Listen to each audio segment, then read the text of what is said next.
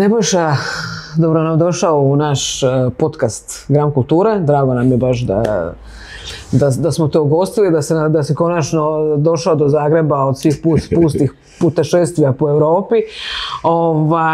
Razmišljala sam s kojim pitanjem ću početi, možda je onako malo deplasirano, zapravo me baš zanima šta ćeš reći, baš zato što je možda deplasirano pitanje.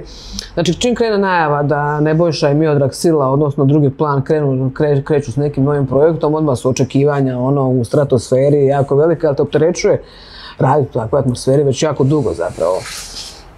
Pa, mislim, zapravo, znaš šta, mi pokušamo stvarno ne razmišljati o tome i priroda posla je takva da ni ne stigneš razmišljati o tome i fokusiraš se zbilja na rezultat, a zapravo sami sebi mi uvijek zadamo najviše i najgore, tako da mislim, u svakom slučaju lijepo je čuti i mislim, s druge strane u pitanju je dosta velika odgovornost, jer kako god mi to radimo zbog svojih gledatelja, zbog ljudi, tako da ne možemo to odvojiti, apstrahirati i reći. Mislim, uvijek postoji taj pritisak biti još bolji publike, tako je, ali opet kažem s druge strane i mislim, znaš i mi doista sami sebi zadajemo, postavljamo ljestvicu, ali opet s druge strane to zbilja dolazi nekako organski samo po sebi, mislim nekakvim razvojem i nije u pitanju samo, da tako kažem, neka produkcijska složenost, čak ni financijski volumen, koliko je u pitanju složenost sadržaja koji želimo napraviti, tako da je to. Dobro, u svojoj sili zapravo tih jako uspješnih serija zadnjih godina koje ste napravili, i Novine, i Šutnja, i Loza, Uspjeh, Mamutica, Počiva do miru, gdje ste sve sudjelovali kao producenti ili kao glavni ili šta već, nekako zapravo uvijek ostaje nekako po strani da ste zapravo bili pioniri u onim, ajmo reći, laganijim formatima, Dvornikovi, Kodane, Večer s Joškom Lokasom. Jesu li ti projekti sad nekako, ajmo reći, ostali po strani, ili imate namjeru se vraćati takvim projektima ili su sad serije ipak preuzele baš? Pa kao što sam rekao, znači naš rast svih ovih 20 godina, evo za koji mjesec će biti, ja mislim da je negdje u veljači će nam biti punih 20 godina kako radimo. Mi smo ušli u tu priču iz novinarstva obojica i Miodrag i ja smo, Mimo je imao nekakvog iskustva televizije kroz onaj projekt Mreža. Ja nisam imao nikakvo iskustvo televizije u tom trenutku, 2004. kad smo odlučili krenuti u tu avanturu, nismo do kraja bili svjesni što to jest. Jednostavno smo bili umorni od onog što smo dotad radili, a tad se stvorio nekakav zakonski okvir zapravo za rad neovisnih, televizijskih neovisnih produkcijskih kuća. Mi smo naprosto računali sadržaj pa ćemo krenuti i to je bio razlog zašto nam je prvi projekt bio nešto što je u principu kruna televizijskog showa, to je late night show. Mi smo po onom sistemu šta zna dijete šta je 100 kila, uzme pa nosi, tako smo svi mi upustili u to. Ja, bez obzira što nas je tad jedan dobar dio kritike dočekao na nož, to je bio gledan projekt, to je bio zapravo iz današnje perspektive i nevjerojatno dobro isproduciran projekt. Mi smo ga sa HRT-om radili po principu software naš, hardware njihov.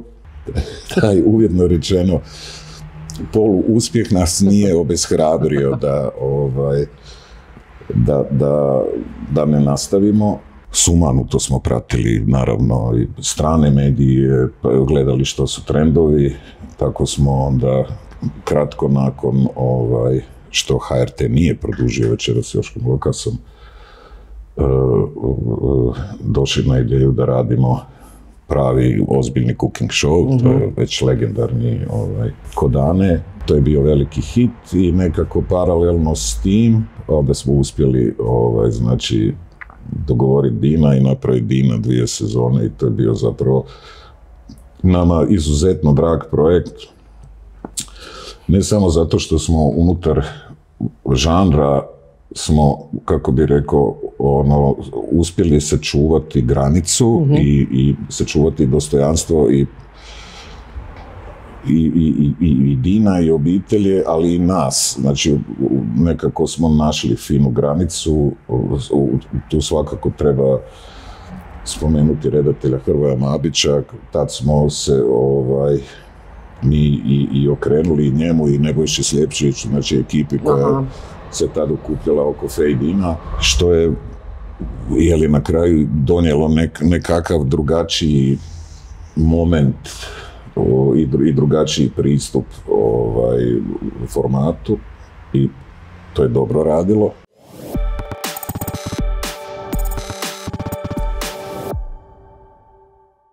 Mi smo radili seosku gozbu, pa i ovu friško emitirano, tako da nema kod nas velikih ili malih stvari, svakom pristupamo s jednakim žarom.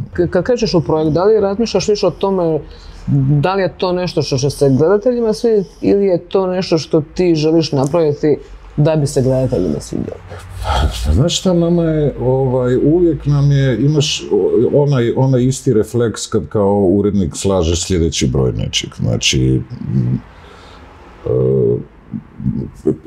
nastojimo uvijek procijeniti važnost teme. I to nam je nekako polazišna točka. I ta odluka i ta procjena je jednako bitna, kažem ti, kao kad novinskom kolegiju ti licitiraš sa temom ili kad donosiš odluku da je neki scenarij vrijedan toga da se u njega ide, da ga se gura i da ga se pokuša napraviti. Mi znamo kako ići nakon svih ovih godina rada u medijima, mi znamo kako ići niz dlaku, što se kaže, ali ne idemo tamo ako ne moramo. Postoje crowd pleaseri, ono što se kaže odmah u startu, naravno da je to hrana. Hrana je generator dobrih osjećaja i visokih rejtinga uvijek, čak i kad je loše napravljeno, i mi smo bili potpuno svjesni toga kad smo se odlučili i za Anu i za seosku gozbu, ali to je opet proizilazi, da tako kažem, iz naše osobne ljubavi prema hrani i interesu za hranu i razumijevanju toga što je hrana osim onog tanjura na stolu, a ona je puno više, kao što znamo.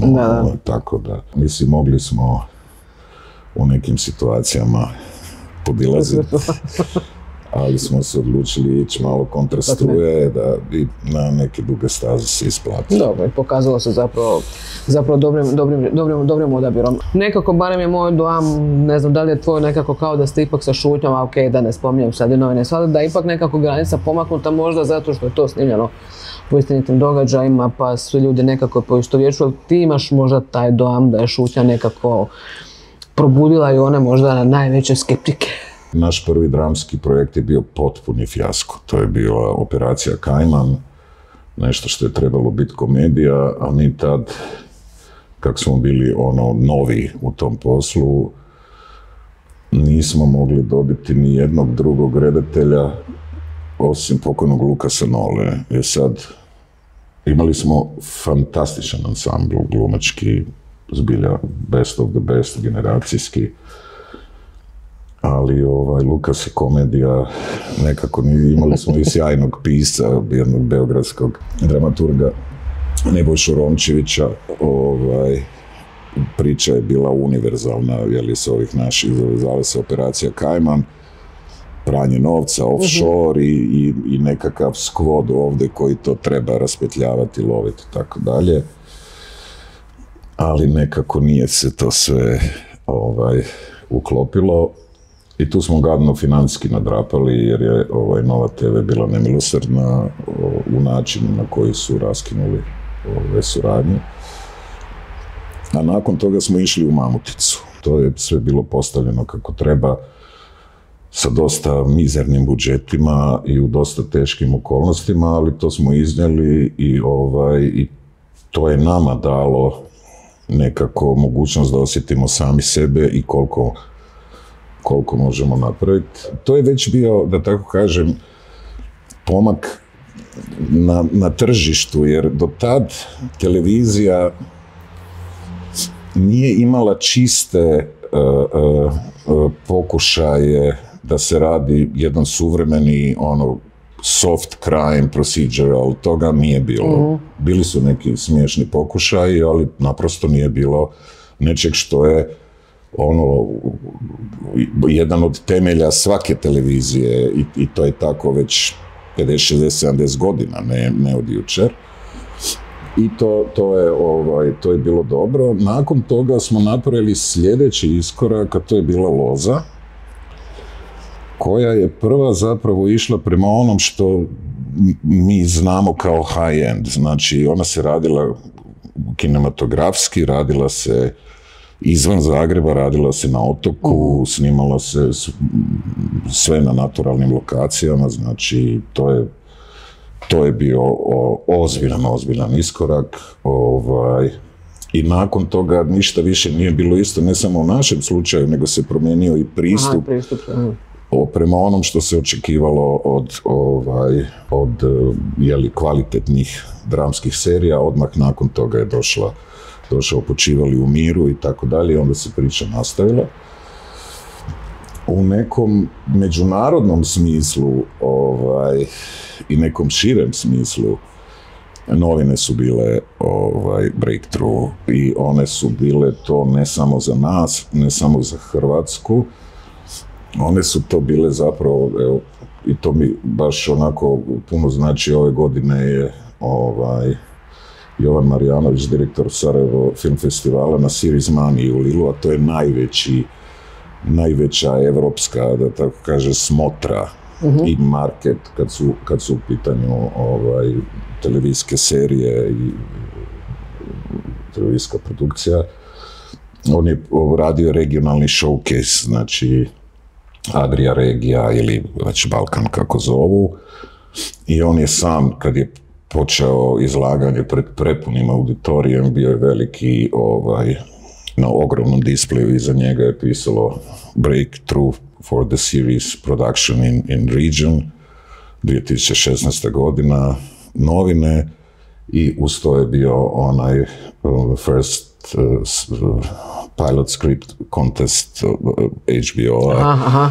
To se odnosilo na uspjeh, znači oba projekta koje smo mi radili, ali se novine, znači, doista u regiji, na prostoru bivše Jugoslavije, a i šire, to smo godinama kasnije Mimo i ja shvatili u kontaktima i s kolegama iz Baltičkih republika, ali i cijele Srednje Europe shvatili da su tad, to što su novine napravile, taj izlazak na Netflix, izlazak u globalnu distribuciju, da je svima bio neki impuls i wow, znači možemo.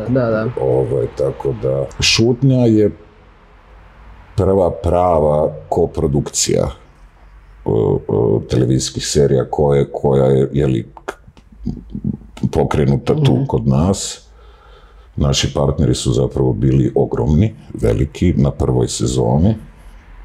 Star Media Ruska, to je bio jedan od najvećih neovisnih produkcijskih sustava u Rusiji. Oni su bili, u tom trenutku su postali dio Gazprom Medije i potpisali ugovor sa Netflixom, znači o ekskluzivi, o produkciji svih budućih Netflixovih serija u Rusiji.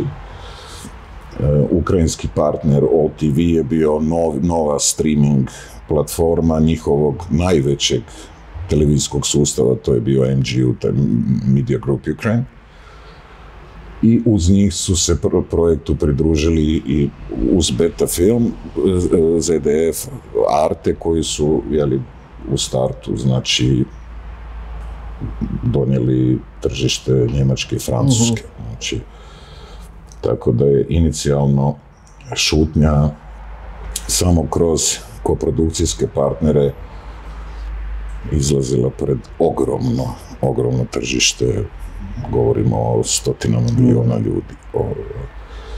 Nažalost, kao što znamo, kratko nakon premijere prve sezone, koja je bila, čini mi se, 16. prosinca u 2021. Upravo smo, znači premijeru smo napravili svjetsku u Ukrajini, oni su krenuli prvi, mi smo išli drugi, 7. ožujka, 24. veljače je izbio rat i onda dolazimo na tu jednu zanimljivu priču. Baš bio sam u Rigi u 11. mjesecu i jedno pitanje se ticalo tog kao calculated risk. Ja znam, i sad se pokušao objasniti. Prvo, ljudskom biću nije imanentno uopće, znači, svi nastojimo živjeti sa što manjim rizicima, osim ako nisi adrenalin freak, pa u našem poslu, u poslu producenta je jako puno tog ukalkuliranog rizika.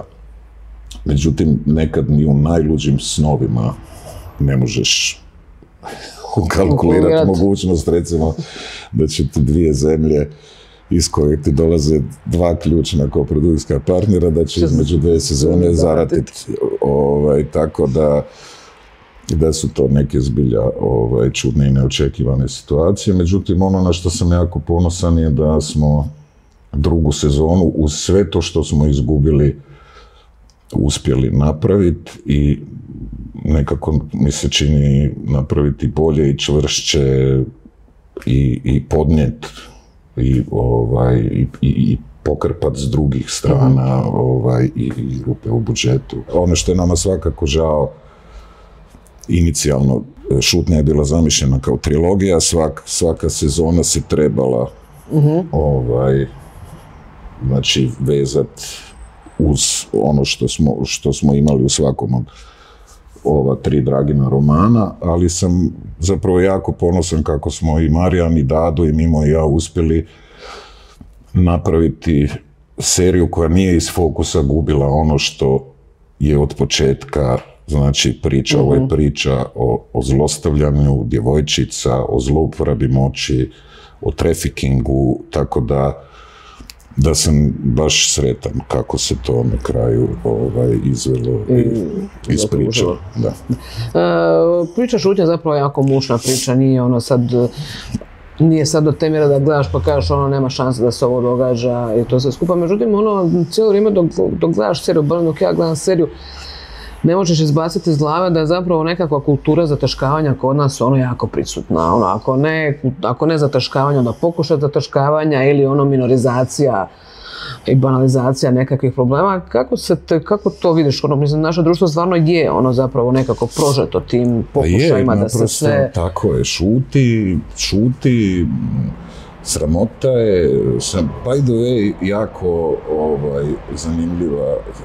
zanimljivo, sad sam leteći, ja uglavnom Netflix gledam na telefonu dok letim, pogledao sam jako zanimljivu švedsku seriju koja se na neki način bavi zapravo istom stvari, zove se Barely Normal Family, tako nešto, umalo normalna obitelj, svakako preporučujem gledanje. Mislim, drugačiji angle i sve, zapravo je snažna obiteljska drama, ali upravo to, znači ova situacija u kojoj roditelji maloljetne kćeri koji su na pozicijama i ljudi od kojih to ne bi očekivao, zapravo zataškaju činjenicu da im je trener u kampu ljetnom silovao kćer. I to je u našoj kulturi, čak ako su tome i protestanti gore skloni, koji puno toga drže na izvolite, jer je to u ideji onog što oni jesu, kod nas u jednom katoličkom, mačističkom društvu to je još više izraženo.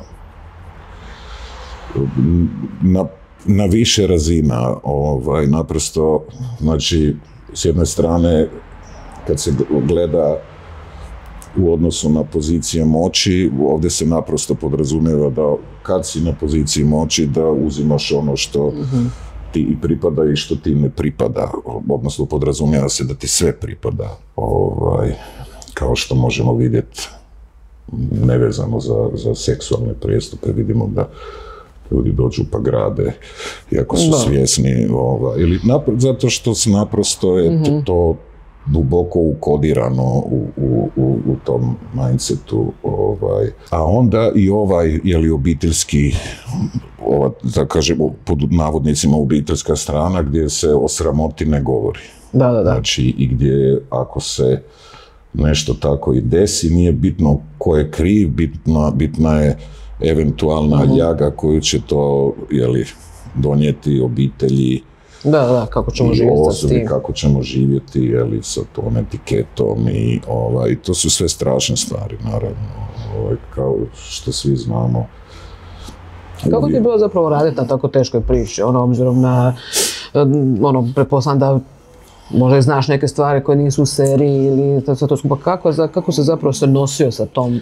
A to je mučno u svakom slučaju mučno, kao što mi je Onomad 2009. bilo mučno čitati tekstove.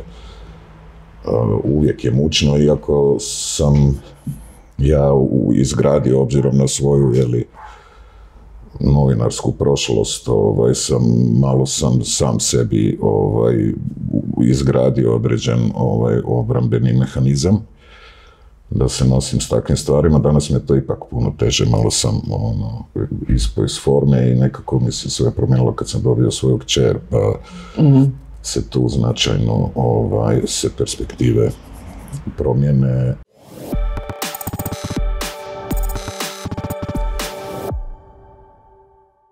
I novine i šutnja su nastale prema romanima dvojice novinara. Nekako se čini da se ti, Miodrag, ne možete odmaknuti od toga. Ili se vi ne možete odmaknuti od novinarstva, ili se novinarstvo ne može odmaknuti od vas. Mi naprosto volimo tu vrstu malo angažiranijeg sadržaja i često nam se dogodilo, to je pogotovo bilo na novinama, da sustiže na stvarnost. Aha, da. I onda su nas ljudi često znali kao, joj, kako ste vi to znali, ali sad kako su ljudi laici, oni ne razumiju tehnologiju proizvodnje, oni ne znaju da je sve to napisano godinu, dvije prije, da je to sve, ali nekad naprosto nas je to uvijek nekako pratilo. Sad imamo situaciju, ja sam bio u Londonu je taj Content London, to je zadnji u nizu tih velikih marketa i okupljanja ljudi iz te naše industrije. Tamo oni imaju sekciju, zove se Hot Properties, i tamo smo bili pozvani da predstavimo svoj novi projekt, to je koprodukcija sa Islandom. To je naša priča koju mi već dugo kuhamo i na njoj imamo zbilja jake islandske partnere. Ali je bilo neobično, ukratko, to je ono zbilja što se kaže high concept, to je pitch u jednoj rečenici, znači dešava se ogromna kataklizmička erupcija na Islandu i kompletna islandska nacija mora biti evakuirana i smještena negdje drugdje i donosi međunarodna zajednica i svi skupa donose odluku da ih smjeste na hrvatske otoke. I to tako počinje naša serija, mi to zove serijom prirodne i društvene katastrofe. I sad kad su nas ovi zvali, kad smo dogovarali to sve, na Islandu krene Kako je erupcija. I onda je bilo čekajte, kao šta je ovo, kao, šta se ovo dešava, pa smo mi rekli malo nam je marketing pojačao, sad ćemo im reći da smanje, tako da nas, mislim, uvijek nekako i drugi veliki projekt, to je koji trenutno sad baš zatvaramo financiranje, ako Bog da sve će biti ok, to je vrlo ambiciozna stvar, on se zove Greater Adria. Tu HRT je već potvrdio, prošli smo natječaj, ali u pitanju je velika europska koprodukcija. Ako sve bude ok, bit će to prva hrvatsko-talijanska serija. Recimo, neobično je da nikad s Talijanima smo koproducirali filmove i radili svašta nešto, ali nikad nismo zajedno napravili seriju. Svaka zemlja ima nekako, pogotovo velike evropske zemlje, imaju drugačije motive ako ulaze u određenu suradnju. U nekima je to naravno taj nacionalni element gdje gdje se vodi računa naravno i o publici u vlastitoj zemlji, i toj razini identifikacije.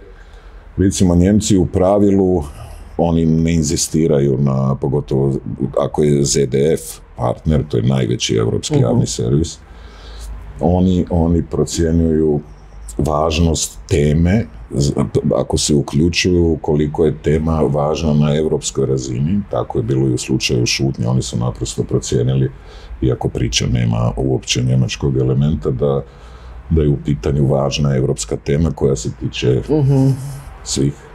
Ne postoje više ni jezične, ni kulturne barijere i ljude naprosto zanimaju priče drugih ljudi i pogotovo im je drago ako se uspiju identificirati sa nečim u tuđim pričama. To su te točke identifikacije, su na posljedku ono što nas i privlači drugim ljudima, što nas zna i odbijati kod drugih ljudi.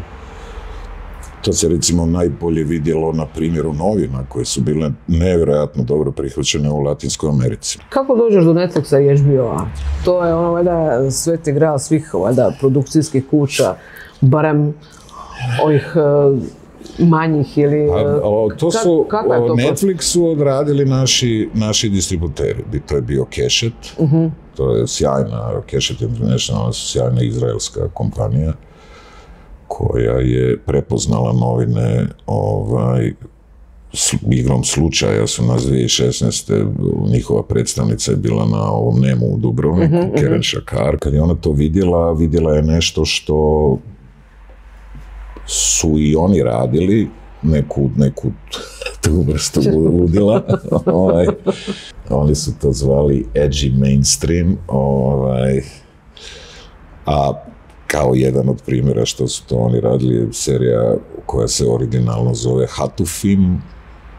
Taj Hatufim je išao vani kao Prisoner of War, a na temelju njega je onda napravljena američka adaptacija koju znamo kao Homeland. Znači, oni su između ostalog, ne, i ona je tu nekako i ponudili su nam distribuciju, nama je to, mi smo imali do tad neka iskustva međunarodne distribucije sa Lozom, ali ništa ni blizu te snage i te razine, i oni su nas na posljedku i prodali Netflixu. To je već bilo početkom 2017. Znači mi smo de facto tek završili emitiranje u Hrvatskoj. I to bilo dosta onako kvrgavo, obzirom da je baš tad kad smo mi išli u emitiranje bilo onih famoznih 6 mjeseci Karamarkovih i udjela, tako da su nas ovi zapravo, to je bilo komično da su se ta vrlo desna ekipa, šta god to značilo, mislim, u njihovom slučaju na HRT-u nama se čini više prepala činjenice da nas je izraelska kompanija uzela distribuciju, pa nisu mogli ništa usvinjiti zbog toga, pa su onda pustili, iako su nam dosta otežali. To je baš bilo iskasapljeno s prvom sezonom.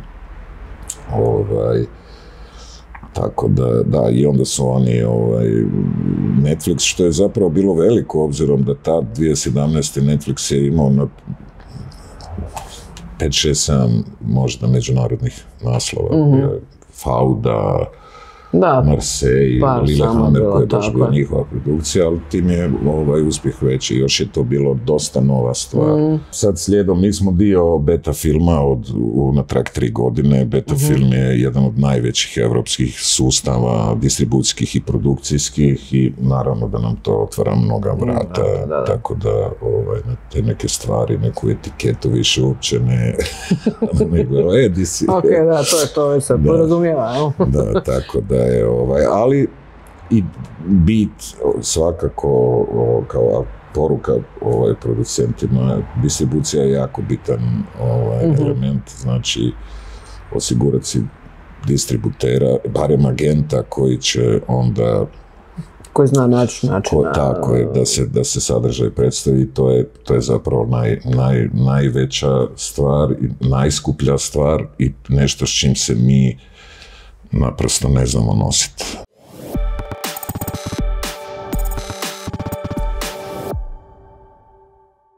često radite sa Matanićem, Daliborom Matanićem. Kako ste se kliknuli? Gdje se dogodio taj vaš... Pa novine su bile u taj trenutak. Dado i ja smo prijatelji puno godina i prije toga i imali smo svoje up and downe i to je kako već odnos.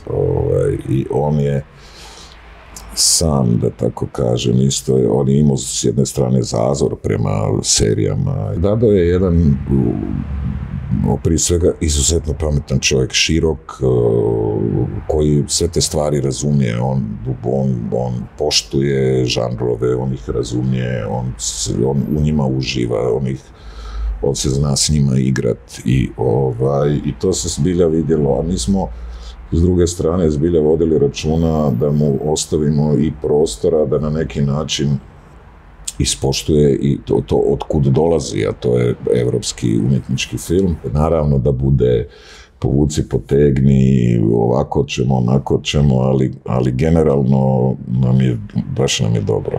Kad sjednemo, kad zaronimo u to i Dado s druge strane, vjeruje nam i mi to nastojimo opravdati. Uvijek nekako dođe na to zapravo. Kao u svakom drugom odnosu, pitanje nekog povjerenja, poštovanja i onda to iznese neki rezultat. Da. Evo to da nekako zaključimo, i ti njima, odnosno i drugi plan, ali drugi vaši kolege, pokazali smo da imamo i potencijala i da znamo napraviti dobar proizvod i filmski, i televizijski, i serije i sve to skupo. Imamo ljude, imamo što nam treba. Je li hrvatska produkcija na putu da stvarno potencijal prostora tu puno ima? Šta nam još treba da još...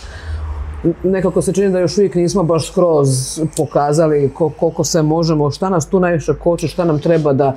Možda nećemo postati baš kao nogomet, ali ajmo reći da idemo u tom nekom smjeru. Gle, mi smo jako dobri i mi smo vrlo relevantni. Naš, da tako kažem, intenzitet toga nije veliki. Mi smo svjedočili ovoj hiperprodukciji u Srbiji, ali ona je imala jako malo veze zapravo sa doista želju. To je nešto, to je fenomen za sebe, to je način na koji država koja kontrolira i telekom i televiziju se obračunava sa svojim jedinim komercijalnim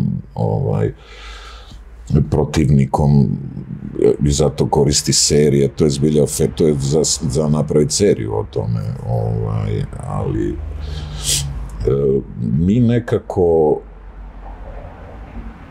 recimo da se još u priču doista kako treba uključe i ove komercijalne televizije što su dužne po zakonu i možda u određenoj mjeri telekomi, zašto postoje najave. Ono što nas, znači dvije su stvari koje uvijek moramo imati na umu. Naravno, prva stvar su financijski kapaciteti tržišta, međutim na neki način možda još važnije su i kreativni produkcijski kapaciteti. I tu treba biti tu trebamo biti jako strogi, prije svega sami prema sebi, jer kao što sam rekao, naša pozicija je super. Znači, naše serije su sad na HBO, bile su na Netflixu, putuju po svijetu. Mislim, Šutnja je uz HBO, ona je u Beneluxu, ona sad ide u Skandinaviju na sve javne servise, u Britaniji, na Topiku u Americi, Kanadi, SBS, Australija. Znači, opet smo skoro globalno prisutni sa hrvatskom serijom i to je sad postalo, uspjeh ima drugi život sad već na Sky Showtime-u, odnosno Paramount Plusu, tako da mi nismo više neki, to se dogodilo jednom, pa to je sad onako, imamo dosta jaku poziciju, ali iz te pozicije doista moramo puno više raditi na jačanju kreativnih kapaciteta. Mi tu fali. I tu fale nam prije svega pisci, fale nam redatelji. Tome treba sustavno pristupiti. Ne moramo se zamarati. Mi smo se, znači, potvrdili, Hrvatska jeste mala regionalna velesila. kažem, evo, uz sve ovo što Srbija, uz svu tu hiperprodukciju, sad se uspio se probiti ova serija. Opet malo tu sebi dajemo u zaslugu, jer smo mi sa Betom zajedno radili pick-up da bi stvorili jedan onako Adria Slate jak i meni je posebno drago zbog Jasmiline serije. Tako da sad imamo Šutnju, Znam kako dišeš i Decu zla. Deca zla nikad nisu prikazani u Srbiji. Pitanje je da li će ikad i biti od onog kuće koja ih je naručila, to je Telekom, tako da se ne trebamo zamarati tim stvarima, ali se doista trebamo dobro zapitati da li sustavno radimo na tome da si pojačamo kreativne kapacitete tržišta. To je, znači moramo raditi s mladim ljudima, moramo ih uvoditi u proces, nekako moramo naći način da ih zainteresiramo za procese, pogotovo pisanje, to nam je, to je ključ. Bez to je apsolutno. Tako da, evo, to je poruka ako će neko se sete. Ima posla ko će da radi. Jest, ima posla ko će da radi, apsolutno. Dobro, Nebojša, hvala ti puno, veselim se vidjeti Slanđane u Hrvatskoj. To me živo zanima kako će se ta serija razviti, a i ove ostale naravno, ali Slanđani koji bježe u Hrvatsku mi je, moram priznati, point onako malo bolje. Evo, puno sreće i gledamo i dalje po HBO, Netflixu, Hrtiju. Hvala puno. Hvala i hvala na pozivu, baš mi je bilo ugodno, lijepo.